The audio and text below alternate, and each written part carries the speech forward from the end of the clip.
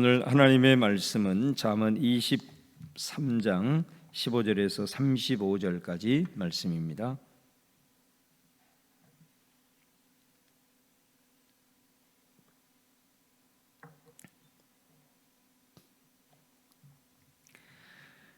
잠언 23장 15절에서 35절 우리 합독하겠습니다. 시작. 내 아들아, 만일 내 마음이 지혜로우면 나 곧 내 마음이 즐겁겠고, 만일 내 입술이 정직을 말하면 내 속이 유쾌하리라. 내 마음으로 죄인의 형통을 부러워하지 말고 항상 여호와를 경외하라. 정령이 내 장래가 있겠고 내 소망이 끊어지지 아니하리라. 내 아들아, 너는 듣고 지혜를 얻어 내 마음을 바른 길로 인도할지니라. 술을 즐겨하는 자들과 고기를 탐하는 자들과도 더불어 사귀지 말라. 술 취하고 음식을 탐하는 자는 가난해질 것이요 잠자기를 즐겨하는 자는 헤어진 옷을 입을 것임이니라. 너를 낳은 아비에게 청종하고 내 늙은 어미를 경히 여기지 말지니라.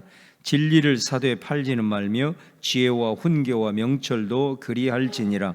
의인의 아비는 크게 즐거울 것이요 지혜로운 자식을 낳은 자는 그로 말미암아 즐거울 것이니라. 내 부모를 즐겁게 하며 너를 낳은 어미를 기쁘게 하라. 내 아들아, 내 마음을 내게 주며 내 눈으로 내 길을 즐거워할지어다. 대저 음녀는 깊은 구덩이요 이방 여인은 좁은 함정이라. 참으로 그는 강도같이 매복하며 사람들 중에 사악한 자가 많아지게 하느니라. 재앙이 네게 있느뇨? 근심이 네게 있느뇨? 분쟁이 네게 있느뇨? 원망이 네게 있느뇨? 까닭없는 상처가 네게 있느뇨? 붉은 눈이 네게 있느뇨? 술에 잠긴 자에게 있고 혼합한 술을 구하러 다니는 자에게 있느니라. 포도주는 붉고 잔에서 번쩍이며 순하게 내려가나니 너는 그것을 보지도 말지어다. 그것이 마침내 뱀같이 물 것이요 독사같이 쏠 것이며 또 내 눈에는 괴이한 것이 보일 것이요 내 마음은 구부러진 말을 할 것이며 너는 바닷 가운데 누운 자 같을 것이요 돛대 위에 누운 자 같을 것이며 내가 스스로 말하기를 사람이 나를 때려도 나는 아프지 아니하고 나를 상하게 하여도 내게 감각이 없도다. 내가 언제나 깰까 다시 술을 찾겠다 하리라. 아멘. 오늘은 이 잠언 말씀 23장 15절 이하로 지혜로 이것들을 경계하라 이런 말씀으로 오늘 말씀을 함께 나누고자 합니다. 먼저 우리 15절 16절 말씀에 보면은 내 아들아, 만일 내 마음이 지혜로우면 나 곧 내 마음이 즐겁겠고 만일 내 입술이 정직을 말하면 내 속이 유쾌하리라. 부모가 자녀에게 혹은 스승이 제자에게 하는 그런 말입니다. 부모를 즐겁게 하는 것이 뭐고 스승을 즐겁게 하는 것이 뭐겠는가? 바로 아들이 지혜로우면, 여기서 지혜롭다는 것은 16절에 설명을 하고 있죠. 이게 평행구절입니다. 내 입술이 정직을 말하면 그런 뜻입니다. 그러니까 여기에서 지혜롭다라는 것은 정직한 것을 말합니다. 그러니까 부모가 아들을 보면서 마음이 즐겁고 유쾌하다라는 것은 항상 정직하게 사는 것이죠. 만약에 부모가 자녀를 위해서 헌신하고 키우고 있는데 자꾸 부모를 속인다고 생각을 해보세요. 그것처럼 마음 아픈 일은 없겠죠. 가장 힘들고 어려울 때나 또 뭐든 실수할 때나 항상 부모에게 정직하게 이렇게 해야지 자꾸 부모를 속이려고 하고 거짓을 말하고 이거는 너무나도 또 부모의 마음을 아프게 할 것입니다. 또 스승도 마찬가지입니다. 요즘은 스승과 제자의 이런 관계가 많이 무너지고 있는 이런 상황 속에서 스승이 가장 보람된 게 뭐겠습니까? 물론 그 제자가 열심히 해서 성공하는 것도 중요합니다만은 진짜 스승이라고 일컬어지는 사람은 바른 인격을 가지고 살아가는 제자를 볼 때 가장 즐거운 것이죠. 우리가 이 스승과 참된 이 제자의 관계가 무너진 이유는 너무나도 어떤 세상적인 성공 이것만을 위해서 가르치다 보니까 인격이 무너지다 보니 그것이 다시 스승에게 돌아오는 것입니다. 참 안타까운 일이라고 할 수 있습니다. 교육이 많이 무너지고 있는 이런 상황들은 어떻게 보면 우리 기성세대가 그것들을만을 위해서 가르치다 보니까 정작 존경해야 되고 정작 사랑해야 되고 해야 될 대상들에 대해서도 함부로하게 대하는 이런 상황들이 많이 이제 펼쳐지고 있는 안타까운 현실을 봅니다. 그래서 정직을 말하고 거짓을 멀리하는 이런 인격적인 발음, 이것들을 볼 때 가장 마음이 기쁘고 또 유쾌한 법이라고 할 수가 있겠죠. 그 다음에 17절에는 두 번째로 이렇게 말을 합니다. 17절 18절에 보면은 네 마음으로 죄인의 형통을 부러워하지 말고 항상 여호와를 경외해라. 그래야만 네 장래가 있고 소망이 끊어지지 않는다. 이렇게 말씀합니다. 죄인의 형통을 부러워하지 말아라. 사실 시편도 그렇고 잠언도 그렇고 이 부분에 대한 고민들을 많이 하고 있는 것을 이제 볼 수가 있습니다. 가장 우리들이 정직하게 살아갈 때에 가장 힘들게 하는 것은 뭐냐면 죄인들과 악인들이 잘 되는 것입니다. 여기가 가장 우리가 무너질 수 있는 하나의 중요한 전환점이 될 수가 있는 거죠. 나는 성실하게 정직하게 살아가려고 최선을 다하고 있는데 내 삶은 잘 열리지 않는데 오히려 죄인들과 악인들이 부당한 방법으로 형통하는 그런 모습들을 보고 또 그것이 뭐 대단한 것인 것처럼 떵떵거리면서 교만을 행하게 될 때에 참 의롭게 살려고 하는 사람들이 가장 힘든 부분이라고 할 수 있습니다. 그러나 성경은 말합니다. 죄인의 형통을 부러워해서는 안 된다. 여기서 보면 네 마음으로 이렇게 말을 하잖아요. 그러니까 죄인의 형통을 부러워하기 시작하면 언젠가는 우리도 죄인의 길에 서게 되기 때문입니다. 근데 여러분 시편 10편에 뭐라고 얘기합니까? 복 있는 사람은 그러죠. 악인의 꾀를 따르지 아니하고 죄인의 길에 서지 아니한다. 이렇게 말합니다. 결국은 이 시편 1편 말씀은 시편 지혜서의 모든 것의 결론입니다. 결론을 가지고 있는 서론입니다. 모든 우리들의 인생을 다 통찰하고 내린 결론이 시편 1편이거든요. 결국은 누가 복된 사람이냐? 죄인의 형통을 부러워하지 않냐고 끝까지 죄 말씀대로 좌로나로 치취하지 않고 살아가는 사람이 결국은 가진 것, 뭐 가지지 않는 것, 그것을 넘어서서 하나님께 주신 복을 누리면서 살더라. 그런 말씀이 되는 거죠. 그러면서 항상 여호와를 경외하라. 경외한다라는 말의 가장 중요한 뜻은 의지한다는 거죠. 하나님을 의지해라.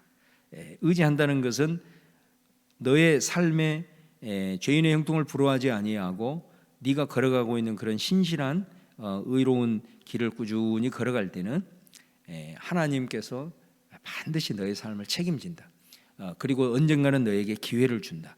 라는 의미죠. 그 기회가 어떤 물질적인 형통도 될 수도 있겠지만은 하나님께서 그의 장래를 또 소망이 끊어지지 않도록 그의 삶을 열어가시면서 끝까지 하나님 주신 복을 누릴 수 있도록 책임지겠다라고 하는 그런 메시지가 담겨 있는 것입니다.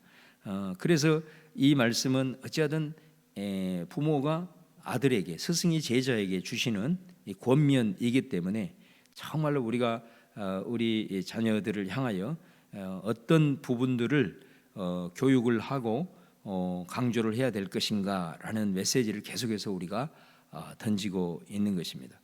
또 세 번째는 19절 이하에 보면은 내 아들아 너는 듣고 지혜를 얻어 네 마음을 바른 길로 인도할지니라. 자, 너에게 지혜가 있어서 네 삶을 이제 바른 길로 가기를 원하는 이제 구체적인 내용을 몇 가지를 또 제시를 합니다. 그 첫 번째가 뭐냐면 술을 즐겨하는 자, 그 다음에 음식을 절제하지 못하는 자, 그 다음에 게으른 자, 이런 사람들을 사귀지 말아라, 이런 말을 하고 있습니다. 이게 이제 지혜로운 아들이 바른 길로 인도함을 받기 위한 하나의 권면이라고 할 수가 있습니다. 술을 즐기는 자는 왜 사귀지 말라고 얘기를 하느냐? 술을 좋아하는 사람은 한 가지 특징이 있습니다. 그 사람은 항상 인생을 도피하면서 삽니다. 술에 의존하는 사람은 술로 자신의 돌파구를 찬다는 겁니다. 그러니까 술을 좋아하는 사람은 도피하는 인생입니다. 그렇기 때문에 술을 이렇게 즐기고 이렇게 하는 사람은 자기 삶의 결국은 주도성을 가질 수가 없습니다. 그렇기 때문에 이 술을 즐겨 하는 자를 절대로 가까이 두지 마라. 너도 인생을 도피하는 인생으로 흘러버릴 수 있기 때문에 그렇습니다. 또 음식을 절제하는 것에 대해서 말씀합니다. 모든 절제의 출발은 먹는 것이라고 합니다.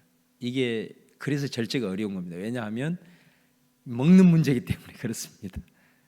이게 먹는 문제이기 때문에 이게 음식의 절제가 참 쉽지 않는 것을 볼 수 있습니다. 그러나 사실은 이 음식의 절제 이 부분이 우리에게 있어서도 사실 많이 필요합니다. 모든 절제의 출발점일 수 있기 때문에 우리가 이런 부분들을 잘 경계를 해야 될 부분이고요. 그 다음에 세 번째는 게으른 것을 얘기를 합니다. 게으른 것.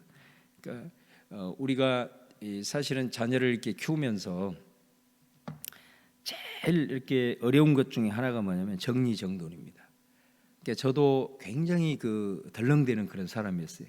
근데 제가 정리정돈으로 완전히 내 성격 자체가 바뀌어버린 게 뭐냐면 이제 공부를 이렇게 좀 오래 하다 보니까 특별히 이제 박사과정에 들어가면서부터 너무 섬세하지 아니하면 공부가 될 수가 없어요. 대충 이렇게 대학 생활의 공부하고는 이제 급이 달라지기 때문에 이 모든 책 하나, 그다음 구절 하나 이 부분들에 대해서 섬세하지 아니하고는 전문적인 공부 과정을 할 수가 없습니다.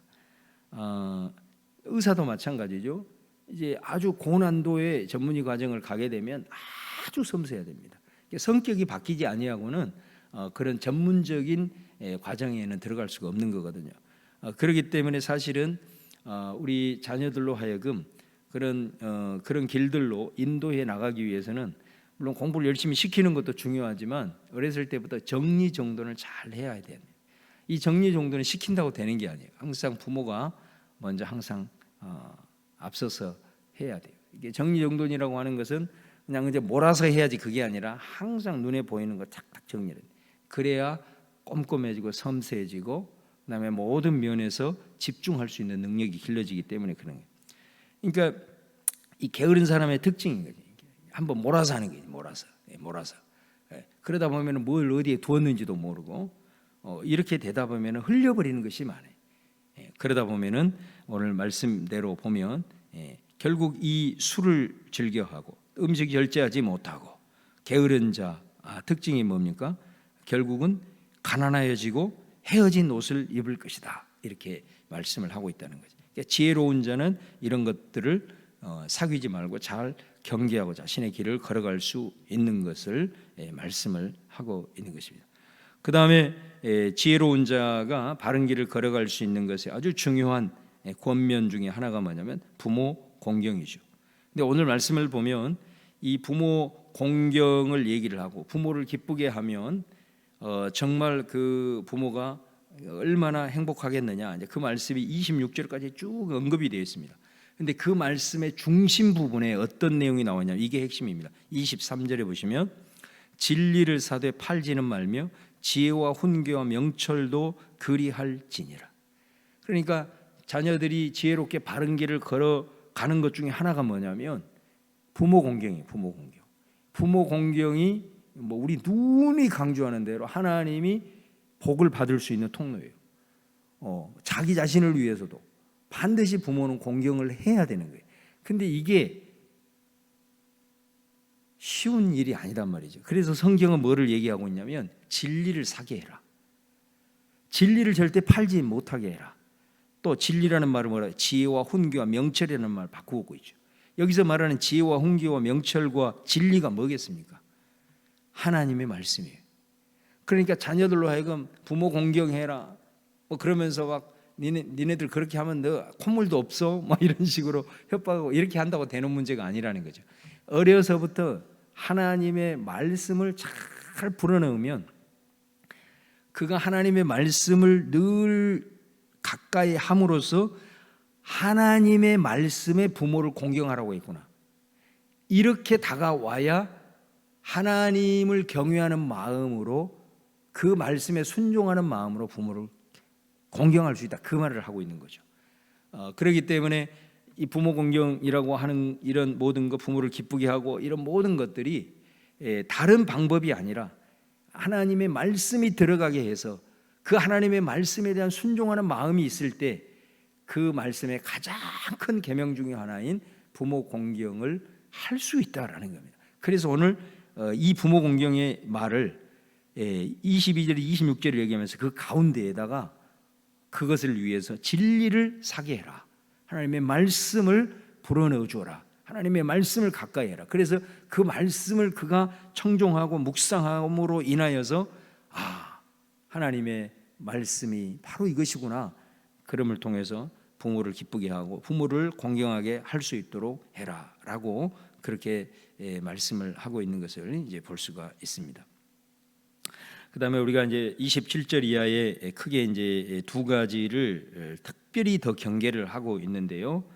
바로 지혜로운 길을 걸어가기 위해서 반드시 경계해야 될 것 중에 하나가 뭐냐면, 음녀는 깊은 구덩이요 이방 여인은 좁은 함정이라. 참으로 그는 강도같이 매복하며 사람들 중에 사악한 자가 많아지게 하느니라. 그러니까 이게 이제 우리들의 십계명으로 얘기하면 7계죠. 7계, 일곱 번째 계명. 음녀, 이것이 구덩이고 함정이라. 그러면서 뭐라고 얘기하냐면 강도 같다, 이런 표현을 합니다. 그러니까 이 말은 무슨 말이냐면은, 우리가 이 음행의 부분을 극복하지 못하면 모든 것을 잃어버린다, 그런 말이에요. 강도로 표현을 하고 있다고 하는 건 모든 것을 다 빼앗아간다, 모든 걸 다 잃어버린다, 그것을 말씀을 하고 있는 거고, 그 다음에 또 뭐라고 하냐, 사람들 중에 사악한 자가 많아지게 하느니라, 이런 표현을 하죠. 그러니까 이 음행에 빠지고 이렇게 되면 사람들 중에 사악한 자가 많아진다. 그러니까 이 사악한다라고 하는 단어가 히브리어로 바가드라는 단어예요. 근데 이 바가드라는 단어가 무슨 의미냐면 관계가 어그러지는 것을 말해요. 이 사악한다는 게 그런 말이에요. 그러니까 우리가 일단 음행에 빠지게 되면 어떻게 됩니까? 배우자와의 관계가 어그러지게 되는 거죠. 그러니까 일단 우리가 관계를 설정을 하겠을 때는 그건 언약 관계지 않습니까? 그 언약이라는 것은 뭐예요? 부부간의 언약 관계는 정조예요. 정조, 순결. 그런데 이것이 무너지게 되면은 뭐냐면은 관계가 어그러지게 된다. 이게 사악한다라는 말이에요. 근데 이게 여러분, 그 부부와의 관계만 어그러집니까? 아닙니다. 하나님과의 관계도 어그러지고 자기 자신과의 관계도 어그러지게 되는 거죠. 그렇기 때문에 이 부분에 대해서 이렇게 굉장한 표현을 쓰면서 이 부분을 주의할 것에 대한 것을 말씀합니다. 우리 청년들에게 이게 결혼에 대한 특강들을 이제 청년부를 지도하면서 저도 하기도 하고 많이 들었는데, 혼전 관계도 너무너무 중요합니다. 요즘은 이게 완전히 세상의 논리는 혼전 이게 관계에 대해서는 이거는 뭐 완전히 세상에서는 이제 더 이상 아무런 의미가 없는 것이 됐습니다. 그러나 혼전의 순결을 유지하는 것과 순결을 유지하지 않는 것은 성경적으로 봤을 때 아주 중요한 의미를 갖습니다. 절대로 결혼 이후에 원만한 관계를 가질 수가 없습니다. 그렇기 때문에 그 이후에 내가 남편과 아내와 정말로 바른 좋은 관계, 좋은 신뢰 관계를 갖기 위해서는 혼전의 순결이 얼마나 중요한가라는 것을 이제 강조할 수가 있는 겁니다. 다시 말하면 순결을 가지고 있었을 때는 기본적으로 결혼과 동시에 상대방에 대한 신뢰가 가져버린. 근데 그것이 가지 못할 때는 항상 의심의 고리를 가지고, 그 의심의 고리는 관계에 대한 불성실로 나타날 수밖에 없다는 거예요. 그래서 이 부분을 위해서도 우리가 특별히 기도를 많이 해야 됩니다. 우리 다음 세대들을 위해서 그리스도인들 자녀들을 위해서. 그다음에 마지막으로 특별히 이제 또 강조하고 있는 게 술에 대한 마지막 강조를 하고 있죠. 자, 29절 말씀에 보면 재앙이 네게 있느뇨, 근심이 네게 있느뇨, 분쟁이 네게 있느뇨, 원망이 네게 있느뇨, 까닭 없는 상처가 네게 있느뇨, 붉은 눈이 네게 있느뇨. 자, 이거는 이렇게 설명할 수 있습니다. 자, 내 안에 재앙, 어떤 비탄한 어떤 상황이 내 안에 왔어요. 혹은 내가 엄청나게 지금 근심에 쌓여 있어요. 혹은 어떤 사람과 관계가 막 다툼을 벌이면서 막 너무 지금 상황이 안 좋아요. 또 내 안에 어떤 일에 대한 막 원망함이 생겼어요. 또 내 안에 어떤 막 상처가 입었어요. 자, 이런 것들로 인해서 우리가 술을 찾게 된다라는 의미도 있어요. 그런데 이 말씀은 그런 의미보다는 내가 술을 먹을 수밖에 없는 원인이 이런 것이다라는 의미보다는 술을 먹음으로써 결과적으로 이런 일들이 발생을 한다라는 의미예요. 술로 인해서 재앙이, 그리고 근심이, 술로 인해서 다툼이 발생하고, 술로 인해서 원망할, 끊임없는 상처를 주고받는 이런 일들이 일어난다. 그러니까 6가지를 얘기를 하면서 술이 얼마나 우리 인생을 망가뜨릴 수 있는가라는 것을 보여주죠. 여러분, 최근에도 우리 많은 어떤 성적인 추행부터 시작을 해서 많은 폭력, 뭐 심지어 아주 고위 관리도 그렇잖아요. 택시 타고 가다가 택시기사 술 먹고 두들, 그 사람이 그럴 사람이 아니지 않습니까? 우리 그렇게 만드는 거예요.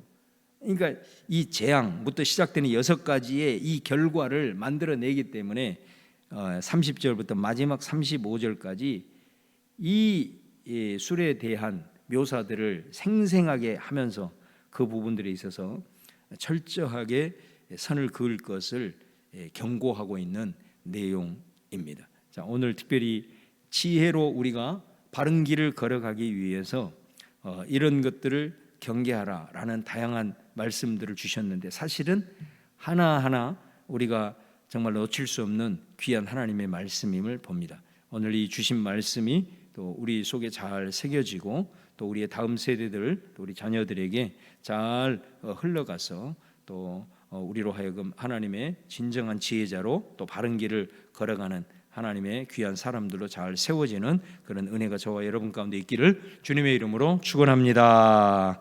기도하겠습니다. 오늘 또 주신 말씀 생각하면서 또 오늘 하루 우리 삶을 주 앞에 올려드리면서 우리 같이 주여 한번 부르고 통성으로 기도하도록 하겠습니다. 주여, 할렐루야. 아버지 하나님, 은혜와 사랑을 진심으로 감사합니다. 아버지께서 오늘도 저희들 아버지 하나님을 사랑하소서 이렇게 불러주셔서 너무 감사하고, 또 생명의 말씀으로 양식 삼게 하셔서 감사합니다. 우리 안에 양식을 먹으면서 생명의 역사가 나타나기를 원합니다. 어두운 그늘이 이 말씀에 빛 앞에 떠나가게 하여 주시옵시고, 아버지 하나님이여, 우리의 마음을 말씀 안에 잘 뿌리를 내려서 정말로 주님 원하시는 바른 길을 걸어감으로 하나님 주시는 참된 복을 누리며 살아가는 우리들의 모든 삶의 여정이 되도록 함께하여 주시옵소서. 오늘 주신 말씀 성령님 감동하여 주시고, 우리들의 마음 깊숙한 곳에 깊이 자리 잡게 하여 주셔서 이 말씀이 우리의 인격이 되게 하시고 우리들의 습관이 되게 하시고 우리들의 삶의 자세가 될 수 있도록 하나님 함께하여 주시옵소서. 오늘도 주님을 간절히 사모하며 오늘도 아버지 하나님 앞에 귀한 아버지 하나님 기도의 제목으로 주님 올려드립니다. 친히 말씀하시고 감동하시고 아버지 하나님의 저들 가운데 강하고 담대함을 허락하소서. 오늘 살아가는 하루하루의 삶의 모든 여정 속에 주님이 드러나게 하옵소서. 할렐루야. 주께 모든 것 올려드립니다.